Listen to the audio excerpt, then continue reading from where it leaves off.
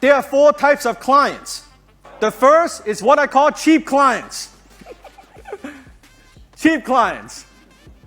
How many of you have some cheap clients? And what are they like? They want you to lower your commission. They are difficult to deal with. They want everything, and they're not willing to pay for it. They're cheap. You can even see it on their face. They look like this. They're cheap, tight, right?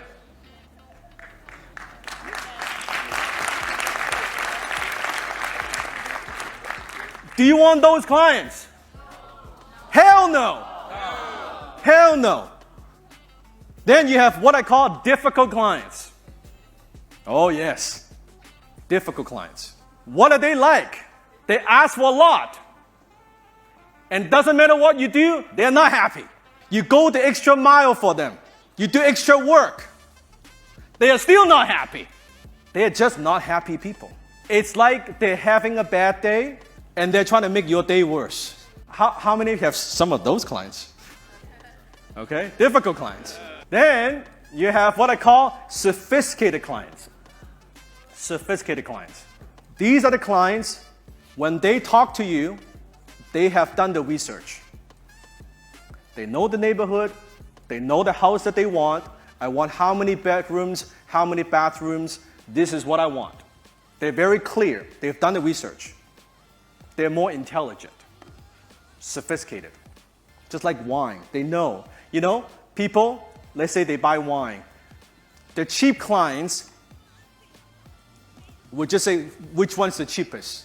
Yeah, which one's the cheapest? Give me the cheapest bottle. The difficult clients, they see a nice bottle of wine.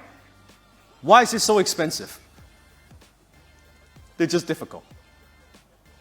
Sophisticated clients, they want certain brand from certain vintage, right? They know what they want.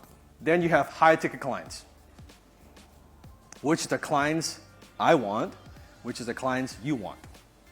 High-ticket clients buy because of emotions and status.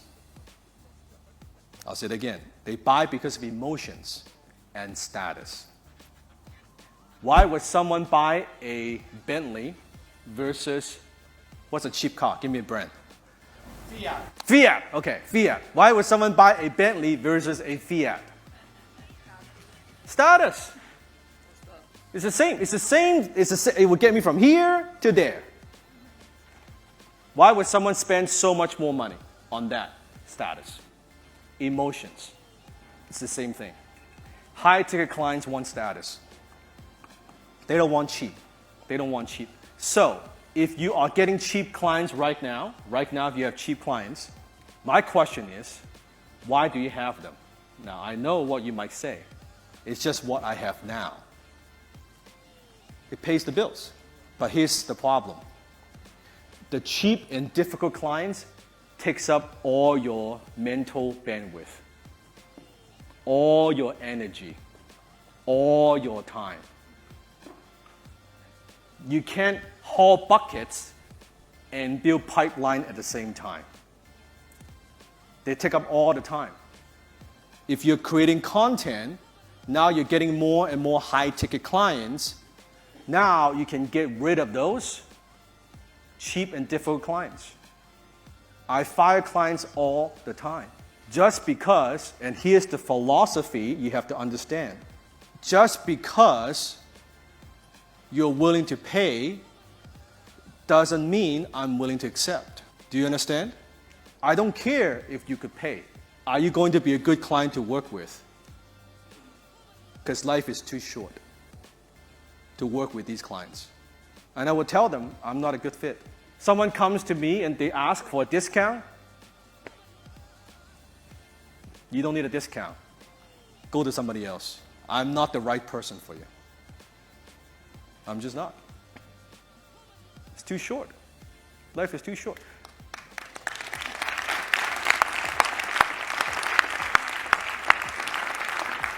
And when you have the pipeline, when you're getting a lot of leads, you don't care.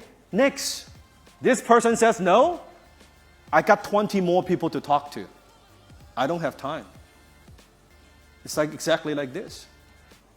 But when you don't have enough leads, you're worried. Like, oh, if I lose this one, when am I going to get the next one? You think Ryan worries? Ryan Serhant, you think he worries? In fact, when he was at my house filming, his telephone never stops ringing. People are calling him all the time. Want him to sell, want him to buy. That's the pipeline. Let me see. How many of you want high-ticket clients? High-ticket clients. Let me see. How many want high-ticket clients? What does a tree have to do to grow apples? Roots, water. What else? Nutrition, yes. Sunshine. All those things are important. But in order for a tree to grow apple, first it has to be an apple seed. Everything else, nutrition, water, all that comes after. Are you with me? In order for a tree to grow apple, it first has to be an apple tree. If I have an orange seed, am I going to get an apple tree? No. You first have to be an apple seed in order to be an apple tree. Now, what has that to do with selling high ticket? Everything. Everything. Because in life, everything reproduces after its own kind. Write this down. In life, in nature, the law of the universe says everything reproduces after its own kind. An apple seed grows an apple tree. An orange seed grows oranges. Here's what it means. You want more high-ticket clients? Yes. You want more high-ticket buyer? Yes. In order to get high-ticket client, guess what? You first have to become a high-ticket client. Everything reproduces after its own kind. If you are cheap, you are not going to get high-ticket client.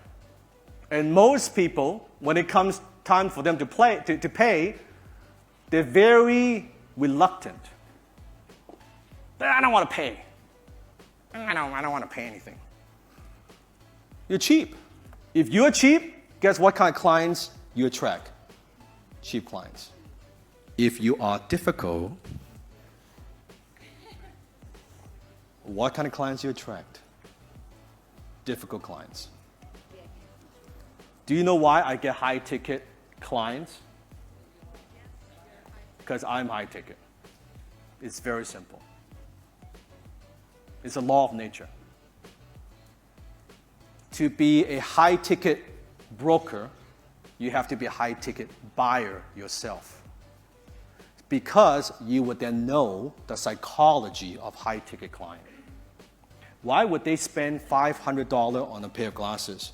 Why would they spend $3,000 on a suit? How does that work? Because wealthy clients, high-ticket clients, they want to know you understand them. Do you appreciate quality? Do you understand my needs as a high-ticket client? They could see it. It makes a difference. Everything is all in an investment. Because this business, in the real estate business, you don't make anything. We're the middle person. We don't control the product. We are not manufacturers. We are not making something. What we are is we are facilitator of transactions. So really, all we have is you. That's it. We don't control the product. We don't control the money. The money is not ours. Who is buying? The product is not ours. Do you see that? It's just you. You are the product. There's nothing else. You're selling you. Why would they hire you and not someone else? If you understand them.